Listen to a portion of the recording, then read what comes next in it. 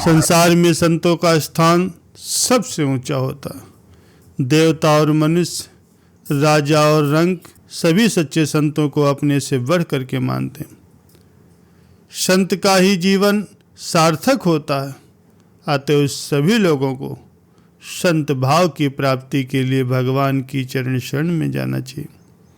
यहाँ एक प्रश्न उत्पन्न होता है कि संत भाव की प्राप्ति खुद के प्रयत्न से होती है या भगवत कृपा से, अथवा दोनों से। प्यारे सज्जनों, यदि ये कहा जाए कि केवल प्रयत्न साध्य है, तो सब लोग प्रयत्न करके संत क्यों नहीं बन जाते? और यदि ये कहें कि भगवत कृपा से होते, तो भगवत कृपा सदा सब पर अपरिमित रूप से होती है, फिर सबको संत भाव की प्राप्ति क्यों नहीं हो जाती? यह दोनों से कही जाए तो फिर भगवत कृपा का महत्व क्या रह जाएगा? क्योंकि दूसरे प्रयत्नों के सहारे केवल भगवत प्राप्ति नहीं होती। इसका उत्तर यह है कि भगवत प्राप्ति यानी संत भाव की प्राप्ति केवल भगवत कृपा से ही होती।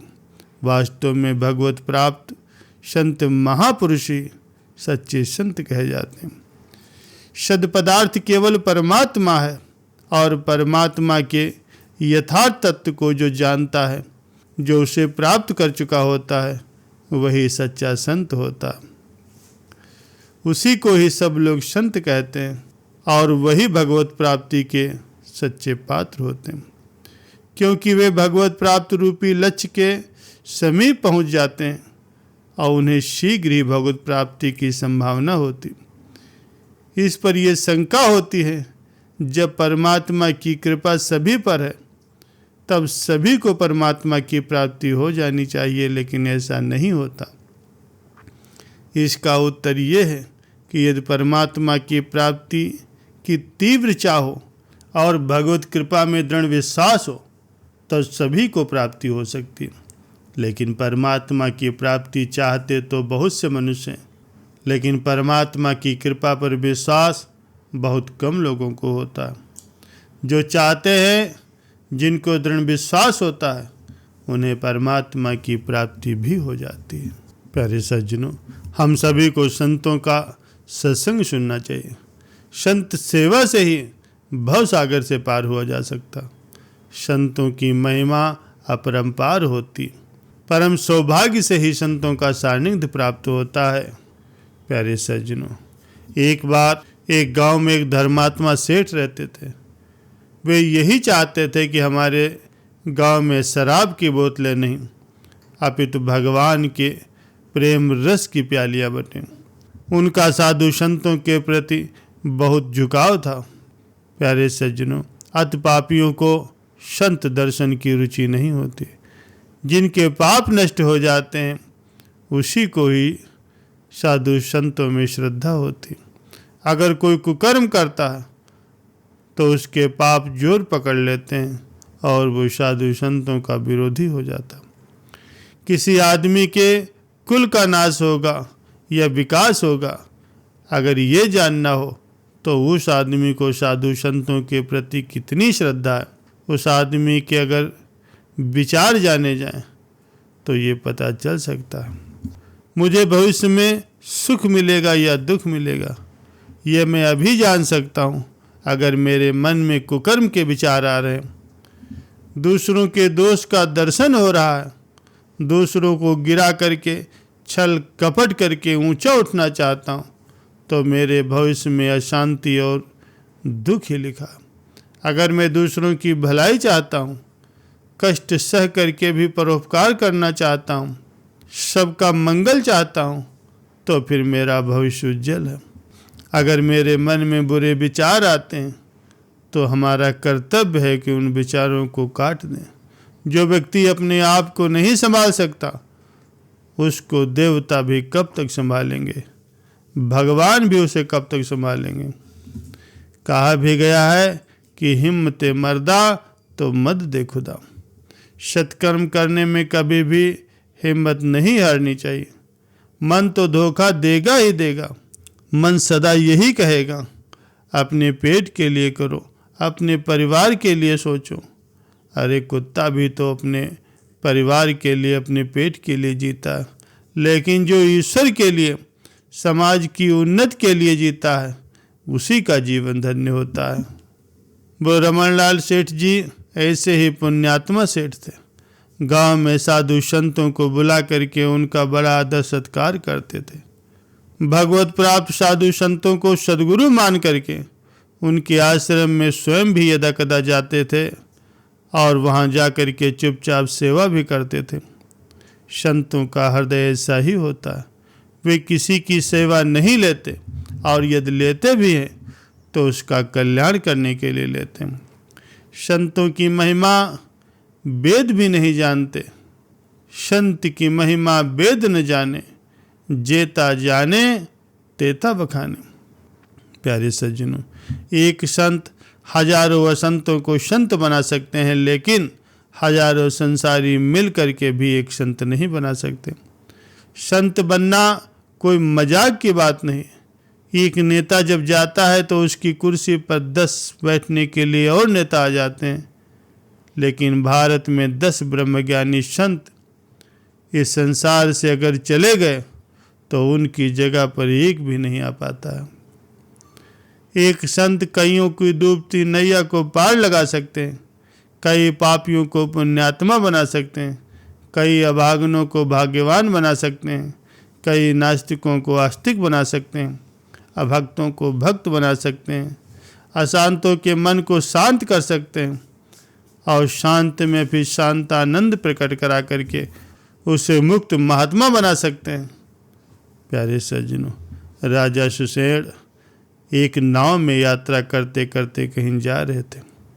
मार्ग में अचानक ही आंधी तूफान आ गया, जिसकी वजह से उनकी नाव खतरे में पड़ गई, जिससे उनकी पत्नी, उनके इकलौते पुत्र, उनके स्वयं के संगी साथी तथा एक महात्मा जी के प्राण संकट में पड़ गए। ये देखकर राजा सुषेण पुकार उठे, बचाओ बचाओ, किसी को भले ही न बचाओ, लेकिन महात्मा जी को बचा लो। वे एक बार भी ये न बोले कि रानी को बचाओ, पुत्र को बचाओ या मुझे बचाओ। नहीं नहीं, उन्होंने तो बस रट ही लगा दी कि इन महात्मा जी को बचाओ, इन बाबा जी को बचाओ। बड़ी मुश्किल से देवयोग से वो नाव किनारे जाके लगे तो राजा के जी में जी आया। किनारे पर उतर करके मल्लाह ने उनसे कहा, महाराज आपने एक बार भी नहीं कहा कि मुझे बचाओ, रानी को बचाओ या राजकुमार को बचाओ। बस आपने इन महात्मा जी को बचाओ, इन बाबा जी को बचाओ, ऐसा क्यों कहा? राजा ने कहा, ऐसा बेटा तो दूसरा भी आ सकता। रानियां तो कई आती और जाती रहती हैं, मेरे जैसे राजा भी कई आते हैं और चले जाते हैं। मेरे मर जाने के बाद कोई दूसरा राजा इस गद्दी पर आ जाएगा, लेकिन ये जो संत हैं, ये हजारों के दिल की गद्दी पर बैठने वाले बड़ी मुश्किल से आते हैं। इसीलिए अगर ये बच गए तो समझो सब बच गए, इनकी सेवा हो गई तो समझो सब की सेवा होगी।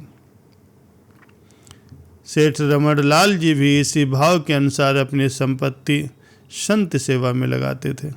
लोग उन्हें कहते थे कि हमारा पैसा भी स्वीकार कर लो, तब वे कहते थे, नहीं भाई, दान के पैसे हैं लोहे के चने, इनका सदुपयोग करेंगे तो हमारा कुल आबाद होगा, नहीं तो 7 पीढ़ियां हमारी कंगाल हो जाएंगी।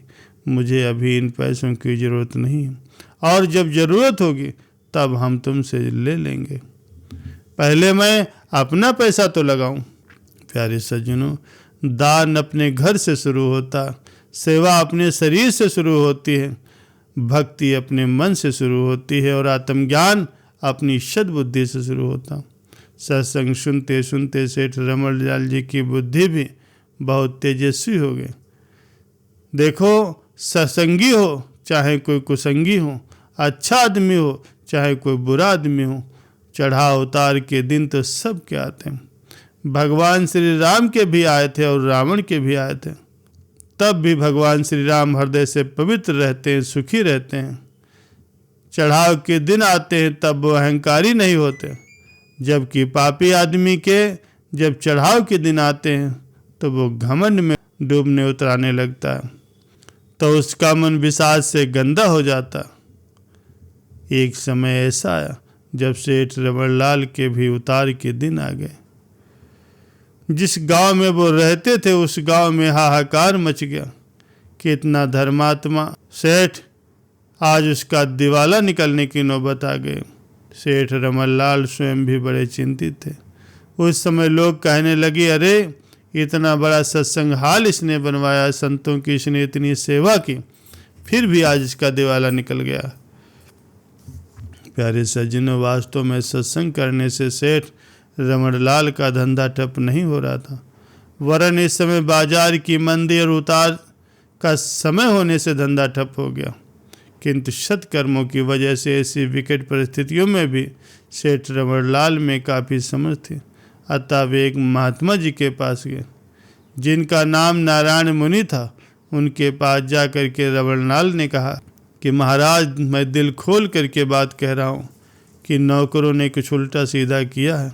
बाजार में थोड़ी मंदी है और जिन लोगों ने मेरे पास डिपॉजिट रखी थी उन लोगों का विश्वास टूट गया और एक साथ सब लोग डिपॉजिट वापस लेने आ रहे हैं।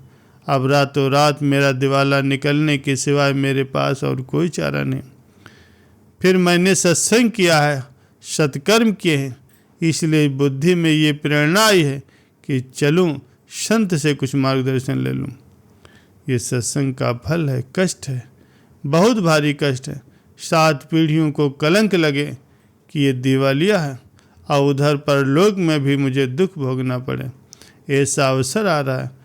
सेठ जी की बात सुन करके नारायण मुनि ने कहा, जब दिवाला निकालने का तुमने सोच ही लिया तो कुछ न कुछ रकम अपने हाथों में करने की योजना बनानी होगी।